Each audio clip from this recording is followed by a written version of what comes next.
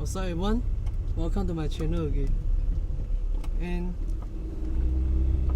it has been like 1 week that I don't do any video, and today I'm doing one, and hopefully it's not going to rain later.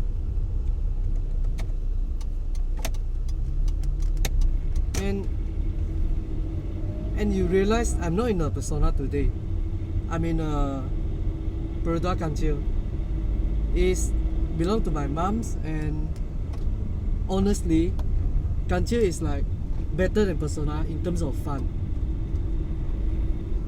Yes, even more fun if you drive a Kancil, because of everything is mechanical and you need to race your car in order to match the speed of the traffic.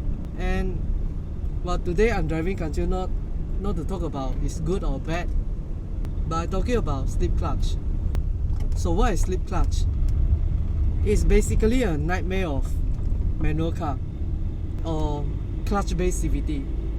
If your car has a clutch, you're going to experience a slip clutch in the future, maybe in 10 years, but it marks the end of the life of clutch.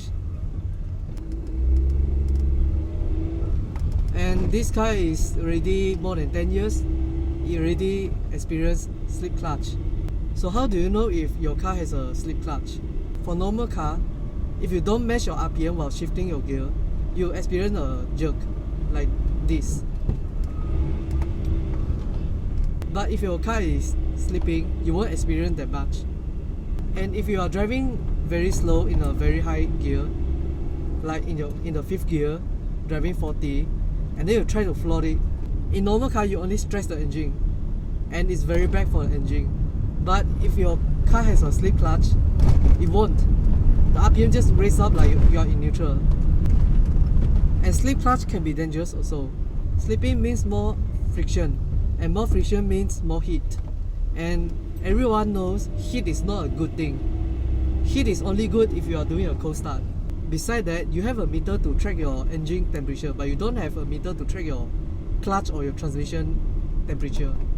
So who knows your clutch is overheating or is going to burn or something, you can't track it. Next, if your clutch is slipping, engine brake is no longer work.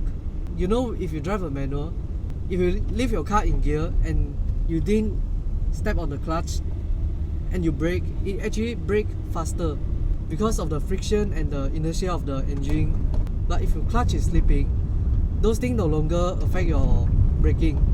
So what can you do if your car experiences clutch slip and you are waiting for a free time or an appointment to fix your car? Well, it's better that you don't drive the car, but if it happens that you have to drive your car, there is actually some technique, such as double clutch shifting.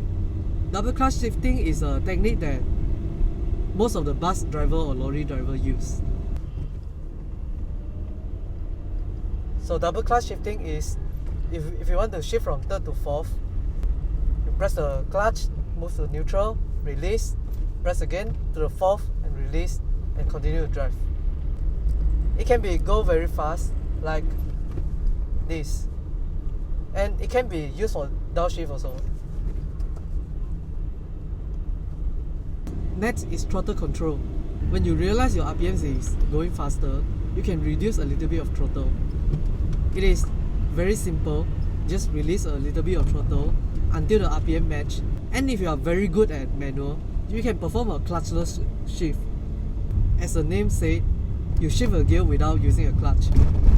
It can be done, but you need 100% perfect matching, 100% perfect shifting, so that you don't need a clutch, which is very hard. And if you mess up with the thing, you're wearing another part which is more expensive, which is the gear. You don't want to mess up with the gear, so it's better that you don't use that technique, although it works. So clutch slip will eventually happen to your manual or clutch-based CVT car. It's just a matter of time, like mostly after 10 years. But you can extend the life of the clutch by just changing some driving style, such as you only press the clutch fully or release fully. You don't press it halfway. Next, do not move your car inch by inch. Don't inching the car. And then avoid doing a clutch start if you're doing a hill start. You use your handbrake, or if you have a hill hold assist, use that system. And next, try not to rest your left leg on your clutch pedal. Just move your leg to the side, to the floor, or somewhere else. Because if you rest your foot on your clutch pedal, you tend to press the clutch a little bit and hence wear up the clutch. So I hope you find this video informative, and do give a thumbs up and share it to your friends.